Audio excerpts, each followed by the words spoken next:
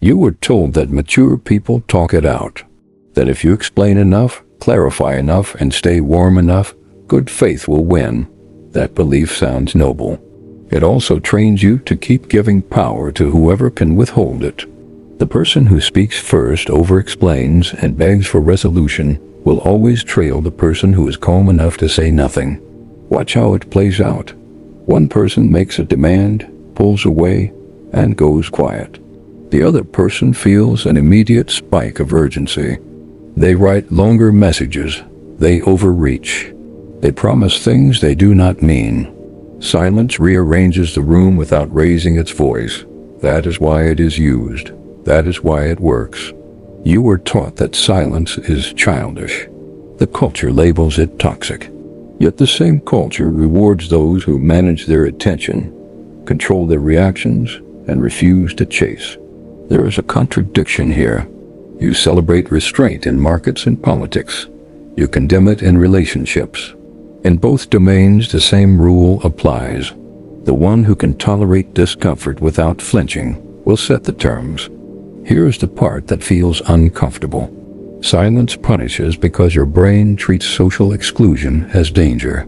Naomi Eisenberger's work shows that social pain activates many of the same neural regions involved in physical pain, like the anterior cingulate cortex and the insula.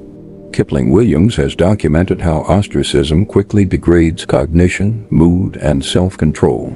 When someone important to you goes cold, your threat system lights up. Cortisol rises. Attention narrows. You start solving for relief instead of truth.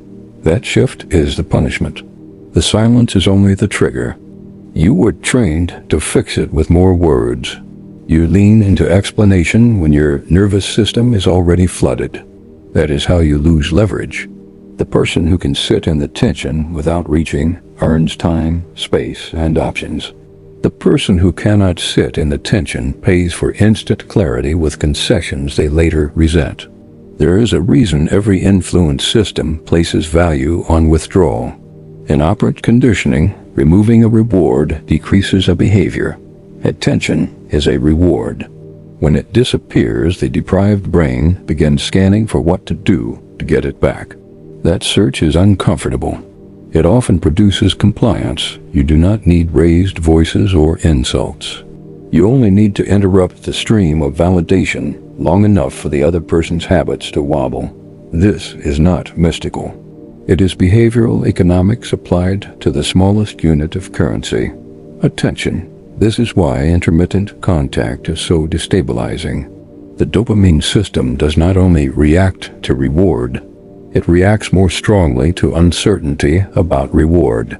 Variable reinforcement, the pattern you find in gambling, produces the strongest pull. If you mix warm messages with sudden quiet, you create craving. The craving is not for the person. It is for a state change. The mind starts looping. It replays the last interaction. It invents explanations. It seeks closure from the same source that is refusing to provide it. That loop feeds the power of silence. Here is a distinction most people miss. Silence can be a boundary or a weapon. A boundary is communicated, or at least coherent. It is tied to conditions you can control, like time to cool down or refusal to engage with disrespect. A weapon is engineered to create confusion and compliance. It is deployed to erase the other person's sense of stability. The behavior looks similar from the outside.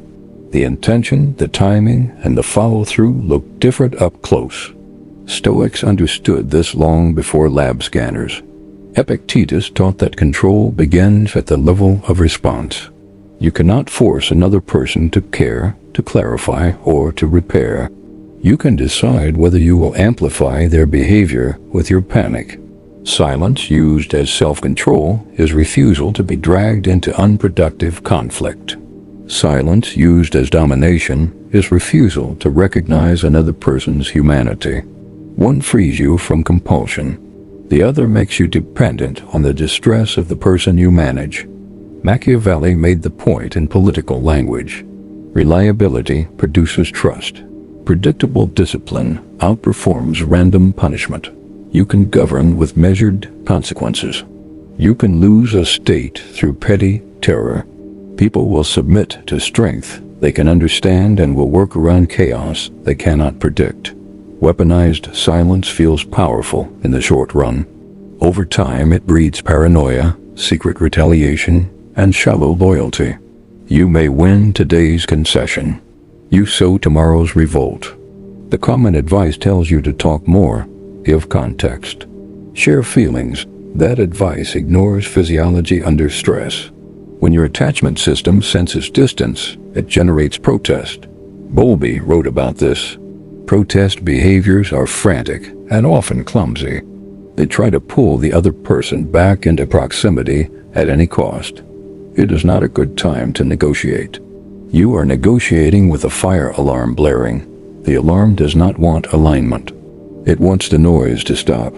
Now compare two outcomes. In the first, you chase rapid relief.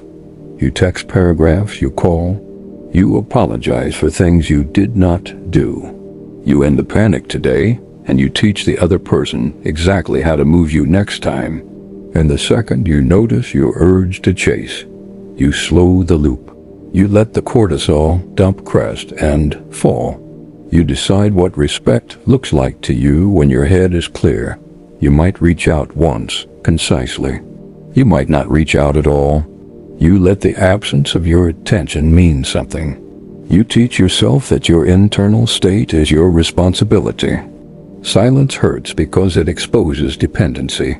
It shows you which relationships you anchor your identity to. It shows you how much of your self-respect is rented from external attention. If your day collapses when one person withdraws, you are not negotiating with them. You are negotiating with a hole you never patched. That is not a moral failing. It is a signal to diversify your sources of meaning. Here's the real leverage. The person who can sit alone without crumbling does not need to threaten silence. Their presence already carries weight because it is not offered cheaply. High signaling clarity, low reactivity, consistent expectations. They are not trying to punish. They are too busy choosing. When they leave a message unanswered for a time, it is because they are thinking, working, or unwilling to reinforce chaos. They are not trying to torment. They are living by schedule and standard. People who engage with them learn quickly. Bring coherence, get access. Bring drama, get space. Contrast that with the person who uses silence to keep everyone guessing. They get short-term compliance from anxious people and avoidance from healthy ones. They collect enemies they cannot see yet. They condition themselves to need other people distressed to feel powerful. That is not control. That is addiction to other people's dysregulation. It will follow them into every room. Notice the biological loop that makes silence so effective as punishment. Uncertainty increases salience. Your brain tags the source of the uncertainty as high priority. Your prefrontal cortex has less influence when you are stressed. Your amygdala has more. You get tunnel vision. You check your phone. You reinterpret neutral signals as hostile. You abandon long-term strategy for short-term soothing. From the outside, it looks like weakness. From the inside, it feels like survival. You break that loop with sober rules. You do not compromise under pressure. Not scripts. Not theatrics, rules. You do not litigate tone over text. You do not respond to bait. You do not reward threats. You give space when discussion gets unproductive instead of trying to resolve everything in one sitting. You ask yourself what you will still endorse tomorrow. Then you comply with your own standard. The moment you start trying to control someone else's behavior with your silence, you are back in the same trap. Your state depends on their reaction. That is not strength. That is disguised need. The silent treatment is often confused with taking space. The first is designed to create anxiety. The second is designed to reduce it. One is punitive. One is restorative. The difference is made of three parts: stated purpose, predictability, return conditions. If you use silence to punish, you avoid clarity. If you use silence to stabilize, you either say so or your pattern says so. People learn to trust what repeats. There is also the defense you owe yourself against those who deploy silence as pressure. Do not fill the void with your worst story. The mind hates gaps. It will invent explanations that make you the villain, since self-blame creates an illusion of control. Catch that reflex. Replace it with data. What has this person shown you over time? What are they like when they are regulated? What are they like when they want something? Then act on the pattern, not on today's panic. In relationships, John Gottman identified stonewalling as one of the predictors of collapse. It is not the presence of conflict that destroys bonds. It is the refusal to engage in repair. If you habitually shut down to avoid discomfort, you may win the moment and lose the person. Repair requires contact. Contact requires tolerance for tension. The whole advantage of silence disappears when it becomes your only tool. Any single tactic overused becomes a tell. Once people see your tell, your leverage evaporates. Here is the quiet rule high-functioning people follow. They do not chase. They also do not play keep away. They write short messages that convey reality. They say what will happen if conditions do not change. Then they respect their own words. No long sermons. No sarcastic punishments. No games. They accept short-term discomfort over long-term confusion. They make it easy to deal with them by being predictable. Over time, that makes their silence when it appears meaningful, because it is rare, because it is earned. There is no virtue in being easy to reach if every reach costs you your judgment. There is no wisdom in being hard to reach if your distance is just a way to feel superior. The standard is integrity under pressure.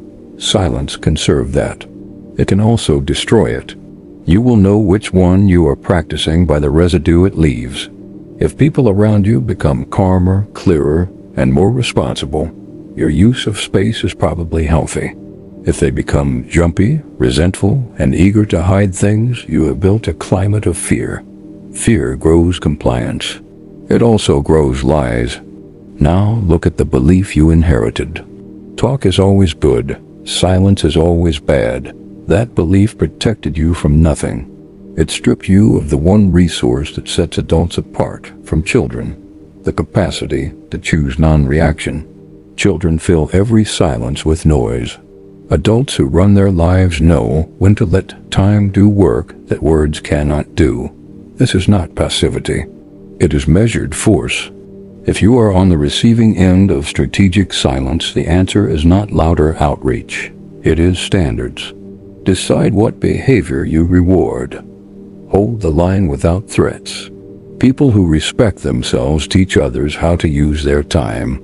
They do not negotiate for that understanding with panic. The paradox is simple. The moment you stop fearing space, other people lose the ability to weaponize it against you. Understand why the silent treatment punishes. It hijacks biology. It exploits uncertainty. It removes reinforcement. It invites you to become the one who will move the most to close the gap. Understand why it works. Most people cannot tolerate unsolved tension. They need contact more than they need respect. If you break that dependency, you cannot be punished the same way. If you refuse to deploy that dependency in others, you cannot be the same kind of tyrant. The useful path is narrow. Practice restraint without cruelty. Use space to think, not to threaten. Reward clarity, not performance. Let people feel the cost of their own decisions without turning absence into a theater. Keep your communication simple and honest. Build a life thick enough that no single person's silence can collapse it. This is not romance language. This is logistics. A strong structure with many supports does not fall when one pillar shakes. The majority will keep chasing noise. They will keep trading principles for the next reply. They will keep calling anything less than instant access toxic, while handing control of their mood to whoever holds the phone. Do not be in that majority. Hold your center. If you were taught to explain yourself into safety, update the program. Safety comes from the ability to wait, to watch, and to walk. This space is not for everyone. Most people want comfort with no cost.